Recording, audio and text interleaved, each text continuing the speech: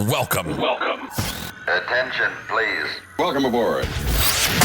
Welcome to the No Comfort Zone podcast. It's time to get out of your comfort zone and live on purpose. Broadcasting to the world from Rockford, Illinois. This is your wake-up call. Warning. You are the solutions to all your problems. Stop thinking average. Become the hero version of yourself. Every day, every time, without fail, no exceptions. It all matters. You've entered the No Comfort Zone. It's time for a reality check. Hey, it's June 10th. You're in the No Comfort Zone, and we're at it one more time. I want to ask you this. I guess it's a simple question, but we talked the other day about what holds you back, and we also talked about what are you all about. So if you know what holds you back, or if you know what your excuses are, we'll just jump right into it. How does that sound? If you know what's holding you back and know what you're about, why aren't you getting the traction or the footing that you need for that foundation to move forward towards your ideal life that you're looking for? Maybe it's a monetary thing, maybe it's a lifestyle thing, but I'm talking about confidence and happiness, having some certainty in your life, so that when you do become ultra successful, you're going to be comfortable. I know this is the No Comfort Zone podcast, but you'll be comfortable being successful. There's a lot of people, when they get to where they thought they wanted to go, and they get there, they're trapped. They are prisoner to their desires. They've worked their 10, 15, 20, 30 years to get to a point, and now they get to that point and they're thinking, I thought it was going to be so different. And what it turns out, it might be more demanding than they thought. It might be more restricting than they thought. There are a lot less freedom. And there's a lot to go with that. And I just want to ask you that question.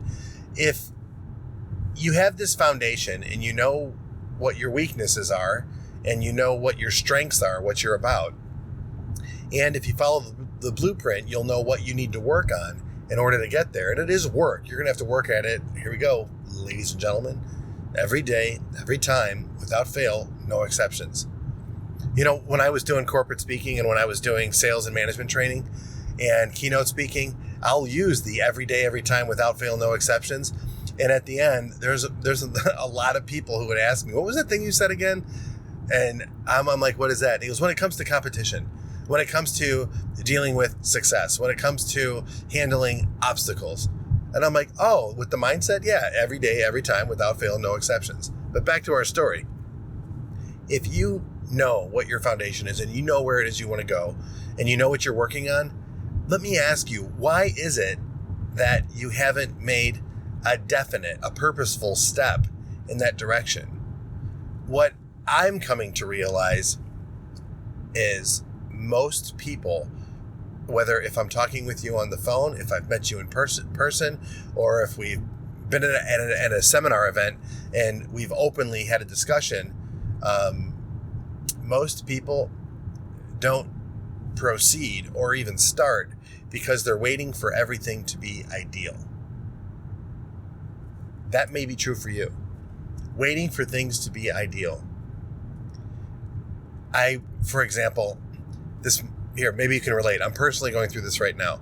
I would like to move. I would like to move my residence from point A to point B.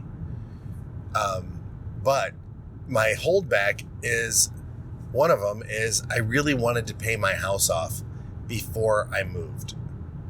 I don't know if that's a smart thing or not thing. I'm blessed to have an opportunity to actually pay off my home in the next, very soon. And I'm in a position where I can do that. And it's a very modest home. If you've heard me talk about it before, it's a small home. It's a nice home. It's a solid home. It's my home. It's a nice house. But I would like a bigger house with some more amenities. I don't have a third car garage, but I'm so grateful for the house that I have. I really am. From where I came from to where I'm at, I still pinch myself. I can't believe it that I was able to buy another house after all the financial ruin that I went through. But the truth is that this is a great home, and it's a nice home. It's a solid home. And I want to know I really want to do this. I really want to buy this, but there's a fear factor in there that I'm dealing with. The security of having to pay off a house versus taking on new debt. I don't know if that's the best thing, because my other where I'm aligned is I still want to aggressively invest. And if I end up getting this house, that's going to sacrifice some of the investments. Welcome to my world. These are the things that I think about. And again, I am blessed for where I'm at today from where I was at yesterday. And that's what the no comfort zone means to me. Where was I at and what I was dealing with and what was I thinking and what was my reality then? What did I have to do to change my reality? And so that's from point A to point B. And what I did to change it was the no comfort zone method, the no comfort zone blueprint, the no comfort zone mindset. That's what it was. And if you want to learn more about it, hit me up. Go to the no comfort zone.com.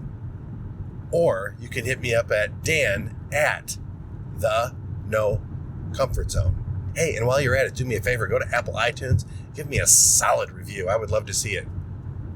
I'd love to get a 5-star review because it helps other people like yourself find the message, and maybe this will help them get out of adversity and possibly go towards their goals in life and actually achieve their goals and actually live an accomplishment and become a better human being, which is what this world needs a lot more of. People that have good character with a great work ethic, a strong desire, hope, and belief in themselves to become better so they can do better and they can have better, if that makes sense. All right. So if the time isn't ideal, what do you need to do? Because I agree with you. I'm the same way. I told you about the house. I can list another 100 things. The reason why I don't do things because they have to be ideal. Like, for example, cleaning an area, and it gets, that all of the bills get stacked up, all of the notes get stacked up. I have legal pads everywhere with notes in it. They get stacked up. And every now and again, it comes to the point where I actually have to have the mood to clean it up. And I have to wait for the mood. Well, that's terrible. What if you can be motivated and get yourself into that state where you feel like cleaning? That's what the no comfort zone is also. So you don't have to wait for a mood to come by to clean up so you can get rid of the overwhelm, the anxiety, the disorganization, the lack of feeling successful. I feel successful when there's no clutter around and everything's off my desk. If I have stuff on my desk, I feel cluttered, I feel overwhelmed, I feel anxiety, I feel unprofessional. So it's important to me to be clutter-free. My desk is that way. My desk at work right now is not that way, but the one at home is, for sure. And I have a desk in the basement also. That's where I do some of this stuff, some of this social media stuff. That's clean as a whistle. So what do you do? How do you get to that place? You're really going to have to look at that blueprint, and I keep pushing you towards it because it was so magical for me. While I was going through it, and what I ended up realizing was, if I want to do more at work, what do I need to do? If I want to go from point A to point work, if I want to go from being a little bit above average to being a superstar, what do I need to do? And in my own mind, I knew the activities that I needed to do for work in order to get there. I showed up earlier. I got really organized. And if anybody remembers that back in April when I did that a long time ago, probably 2015, 2016, while I was going through my No Comfort Zone Challenge, I identified that area of my life. How did I set 18 months of record-breaking sales with a team? How did I do that? I did that because I got organized first and I had a plan. I'm going to get organized. I'm going to arrange this system that I have here so it ideally will help me become better. And so I organized the system, and then I followed that system, and sure enough, I started to get results. But was timing right? Sure. Was certain people in my life that came in that were really good at what they did to help me? Of course they were. But I believe it all starts, you have to take some energy and put into that space on what can I do? But here's another problem that people end up going through. Maybe this is true for you too.